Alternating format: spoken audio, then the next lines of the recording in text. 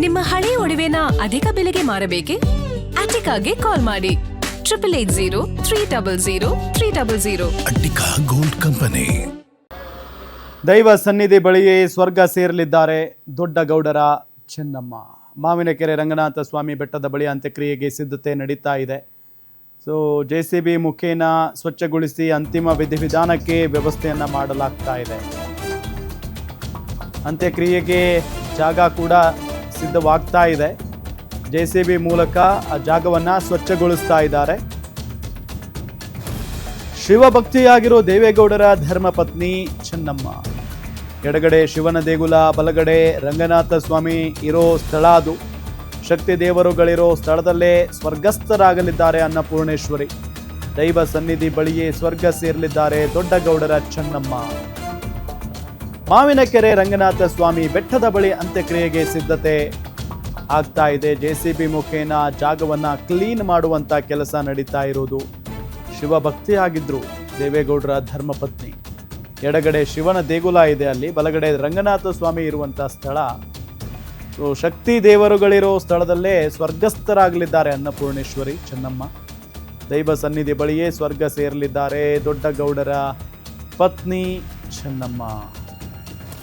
ನೋಡಿ, ಅವ್ರ ಬಗ್ಗೆ ಒಂದಿಷ್ಟು ವಿಚಾರಗಳು ಹೊರಗಡೆ ಬಂದಂಥ ಸಂದರ್ಭದಲ್ಲಿ ಹೇಗಿರ್ತಾ ಇದ್ರು ಪ್ರತಿನಿತ್ಯ ಅಂತ ಕೇಳಿದಾಗ ಅವರು ಆಲ್ಮೋಸ್ಟ್ ಕುಮಾರಸ್ವಾಮಿಯವರು ಹೇಳಿದ್ರಲ್ಲ, 10 ಗಂಟೆ ಬೆಳಗ್ಗೆ 4-5 ಗಂಟೆಗೆ ಎದ್ದರೆ ಅವ್ರದ್ದು ಒಳಗಡೆ ಪೂಜೆ ಪುನಸ್ಕಾರ ಅಂತ ಕೂತ್ಕೊಂಡ್ರೆ ಮಿನಿಮಮ್ 10 ಗಂಟೆ ಪೂಜೆನೇ ಮಾಡ್ತಾ ಇದ್ರಂತೆ ದಿನಕ್ಕೆ ಅವರು. ಅವ್ರಿಗೆ ಅದು ಮನಸ್ಸಿನಲ್ಲಿ ಬಹಳ ಅದೇನೋ ಗೊತ್ತಿಲ್ಲ. ನಾವುಗಳೋಗ್ಲಿ ಯಾರೋಗ್ಲಿ ಯಾರು ಇವ್ರು ಅಂತಲ್ಲ, ಯಾರು ಹೋದ್ರು ಕೂಡ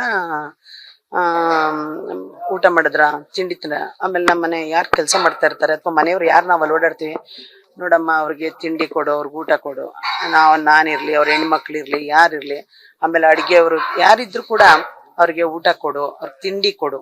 ಅವ್ರು ಏನಾದ್ರೂ ಮನೆ ಕಡೆ ಆರ್ಥಿಕ ಕಷ್ಟ ಇದ್ದು ಅವ್ರು ಬಂದಿದ್ರೆ ಅದಕ್ಕೆ ತಕ್ಕನಂತೆ ನಮ್ಮ ಅತ್ತೆ ಅವ್ರ ಕೈನಲ್ಲಿ ಏನಾಗ್ತಿತ್ತು ಅದನ್ನ ಮಾಡಿ ಕಳಿಸ್ತಿರು. ಬರೀ ಕೈನಲ್ಲಂತೂ ಜೀವನದಲ್ಲಿ ಯಾರನ್ನೂ ಹಂಗೆ ಕಳಿಸ್ಲಿಲ್ಲ. ಕೆಲವರು ಡಿಗ್ರಿ ಮಾಡ್ಕೊಂಡಿದ್ರು, ಅವರೆಲ್ಲ ನಿರುದ್ಯೋಗಿಗಳು, ಕೆಲಸ ಕೇಳ್ಕೊಂಡು ಬರೋರು. ಈಗೆಲ್ಲಿ ಪರ್ಮನೆಂಟ್ ಜಾಬ್ ಅಂತ ಎಲ್ಲೂ ಹಾಕ್ತಿರ್ಲಿಲ್ವಲ್ಲ.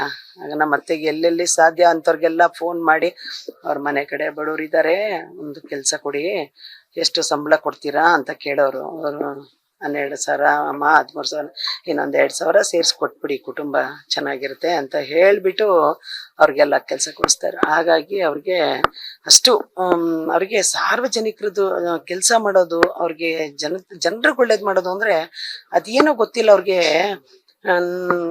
ನನ್ಗನ್ಸೋದು ಅವರು ಒಂದು ಗ್ರಾಮೀಣ ಊರು ಇದರಲ್ಲೇ ಹುಟ್ಟು ಬೆಳೆದಿರೋದು. ಆ ಥರ ಸ್ವಭಾವ ಎಲ್ಲರಿಗೂ ಬರ್ಲಿಕ್ಕೆ ಸಾಧ್ಯ ಇಲ್ಲ. ಈಗ ಅವ್ರಿಗೂ ಹುಟ್ಟುತ್ತಾರೆಲ್ಲ ಇರ್ತಾರೆ, ಆದ್ರೆ ನಮ್ಮ ಅಮ್ಮ ವಿಭಿನ್ನವಾಗಿ ಹುಟ್ಟಿದ್ರು, ವಿಭಿನ್ನವಾಗಿ ನಡ್ಕೊಂತಾರೆ. ದೇವೇಗೌಡ ರಾಜಕೀಯ ಭವಿಷ್ಯ ಆಗಿರ್ಬೋದು. ಇವತ್ತು ದೇವೇಗೌಡರು ಹಿಂಗಿದ್ದಾರೆ ಅಂತಂದ್ರೆ ಮೇನ್ ರೀಸನ್ ಬೆನ್ನೆಲುಬಾಗಿ ನಿಂತ್ರು. ಪ್ರತಿಯೊಂದ್ರಲ್ಲೂ ಕೂಡ ಅವರು ಅಧಿಕಾರದಲ್ಲಿ ಇದ್ದಾಗ್ಲೂ ಕೂಡ ಅಷ್ಟೇ ಇದ್ರು, ಕುಗ್ದಾಗ್ಲೂ ಕೂಡ ಧೈರ್ಯ ಹೇಳ್ತಿದ್ರು. ಆ ವಿಚಾರಗಳೇನಾದ್ರು ನಿಮ್ಮ ಹತ್ರ ಶೇರ್ ಮಾಡ್ಕೊಂಡಿದ್ರೆ ಯಾವಾಗಾದ್ರು? ದೇವೇಗೌಡರು PM ಇಂದ ಇಳಿದಾಗ ಆಗಿರ್ಬೋದು.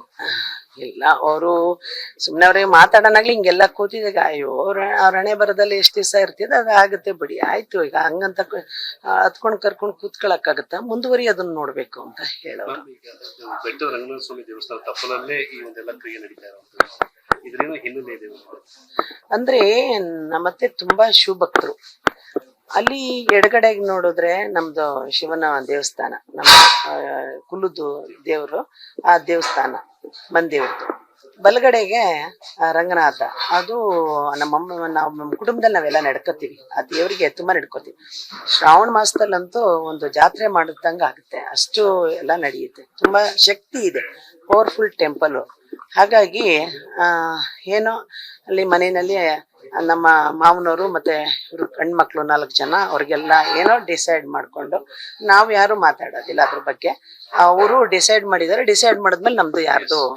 ಚೆನ್ನಮ್ಮನವ್ರು ದೇವಸ್ಥಾನ ಕಟ್ಟಿಸಿದ್ದಾರೆ. ಆ ದೇವಸ್ಥಾನದ ಮೊದಲನೇ ಪೂಜೆ ಇವರೇ ಮಾಡಿದ್ಮೇಲೆ ಇಡೀ ಊರಿನ ಗ್ರಾಮಸ್ಥರು ಪೂಜೆ ಮಾಡ್ತಾರಂತೆ. ಸೊ ಒಂದು ಗ್ರಾಮದ ಜನರು ಅವ್ರನ್ನ ದೇವರಾಗಿ ನೋಡ್ತಿದ್ದಾರೆ. ಏನ್ ಹೇಳ್ತೀರಿ ಇದ್ರ ಬಗ್ಗೆ? ಚೆನ್ನಮ್ಮ ಅವರು ಒಂದು ದೇವಸ್ಥಾನ ಕಟ್ಸ್ಕೊಟ್ಟಿದ್ರಲ್ಲ, ಅಲ್ಲಿ ಮೊದಲನೇ ಪೂಜೆ ಪ್ರತಿ ವರ್ಷನೂ ಚೆನ್ನಮ್ಮ ಅವರೇ ಫಸ್ಟ್ ಮಾಡಿದ್ದಾದ್ಮೇಲೆ ಇಡೀ ಊರಿನ ಜನ ಹೋಗಿ ಪೂಜೆ ಮಾಡ್ತಿದ್ರು ಹುಟ್ಟೂರಲ್ಲಿ. ಹುಟ್ಟೂರ್ನಲ್ಲಿ ಅದು ಮುತ್ತಿಗೆ ಈರಳ್ಳಿ ಅಂತ ಹೇಳ್ಬಿಟ್ಟು ಅದು ವರ್ಷಕ್ಕೆ ಒಂದೇ ಸಲ ಅದನ್ನ ಚಂಡಿಕಾಂಬ ದೇವಸ್ಥಾನ ಬಾಗ್ಲು ಓಪನ್ ಮಾಡೋದು. ತುಂಬಾ ಕಟ್ನಿಟ್ಟಲ್ಲಿ ಮಾಡ್ತಾರೆ ಅವರು. ಬಿಫೋರ್ 10 days ಎಲ್ಲ ಮಾಡ್ಕೊಂಡು ಮಾಡ್ತಾರೆ. ಹಾಗಾಗಿ ಅದೇನೋ ಅವ್ರ ಪದ್ಧತಿನಲ್ಲಿ ಒಂದು ಬಾಳೆಗೊನೆಗಳನ್ನ ಅಡೆ ಹಾಕೋದು ಅಂತ ಮಾಡ್ತಾರೆ. ಅದನ್ನ ನಾವು ಅದ್ರ ಮೇಲೆ ಅವ್ರದ್ದು ನೇಮ್ ಬರೆದ್ಬಿಟ್ಟು ಹಾಕಿರ್ತಾರೆ. ಅದು ಒಂದು 5 days ಮುಂಚೆ ಹಾಕಿರ್ತಾರೆ. ಅದವೆಲ್ಲ ಓಪನ್ ಮಾಡಿ ಏನೋ ಮಾಡ್ತಾರೆ ಅವರು. ಅದು ಅಮ್ಮ ಹೋಗೋವರಿಗೆ ಕಾಯ್ಕೊಂಡಿದ್ದು ಅಭಿಷೇಕ ಮಾಡಿ ಮಾಡ್ತಾರೆ. ಯಾವ ತರ ನೋವು ತಿಂದ್ರು ಮೇಡಮ್? ಅಯ್ಯೋ, ನೀವು ಇದನ್ನ ಹೇಗೆ ಹೇಳೋದು, ನಾವು ಹೇಗ್ ಬಣ್ಣಿಸಕ್ಕಾಗತ್ತೆ? ಜೊತೆಲಿ ನಾನು ಇದ್ದೆ, ಅದನ್ನೆಲ್ಲ ಬಣ್ಣಿಸ್ಲಿಕ್ಕೆ ಆಗಲ್ಲ. ಹೇಗೆ ಅಂತ ಹೇಳಲಿಕ್ ಆಗೋದಿಲ್ಲ. ನಮ್ಮ ಅತ್ತೆಯವ್ರನ್ನ ಜೊತೆನಲ್ಲಿ ನಾನೇ ಕರ್ಕೊಂಡು ಹಾಸನದಲ್ಲಿ ಫಸ್ಟ್ ಏಡ್ ಮಾಡಿಸ್ಕೊಂಡು ಹೋಗ್ಬೇಕಾದ್ರೆ ಹತ್ತತ್ರ ಬೆಳ್ಳೂರ್ ಕಾಸ್ಗೆ ಅವ್ರು ಅನ್ಕಾನ್ಶಿಯಸ್ ಆಗಿದ್ರು. ಹಂಗಾಗಿ ಅವ್ರ ಕಾನ್ಶಿಯನ್ಸೇ ಹೊಟ್ಟೋಯ್ತು. 2 ತಿಂಗಳು ಅವರು 2.5 ತಿಂಗಳು ಕೋಮದಲ್ಲಿ. ಅದನ್ನ ಹೆಂಗ್ ನಾವ್ ಹೇಳೋದು, ಹೆಂಗ್ ಉರಿ ಅಂದ್ರೆ ನೀವ್ ಹೆಂಗ್ ಅರ್ಥ ಮಾಡ್ಕೊಳಕ್ ಸಾಧ್ಯ? ನಾವು ತಡೆದಿದೀವಿ ಅಷ್ಟೇ. ದೈವ ಶಕ್ತಿನೇ. ಮತ್ತೆ ಅವ್ರಿಗೆ ನಮ್ಮ ಮಾವರ್ದು ಎಷ್ಟು ಟೈಮ್ ಕುತ್ಕೊಳ್ಳೋರು ಅಂದ್ರೆ, ಅವರು ಕೋಮದಲ್ಲಿದ್ದಾಗ ಮಿನಿಮಮ್ 3-4 hours ಅಮ್ಮನ ಜೊತೆ ಕೂತ್ಕೊಂಡು ಕುಟುಂಬದವರು ಎಲ್ಲ ನಿರ್ವಹಣೆ ಮಾಡಿದ್ರು.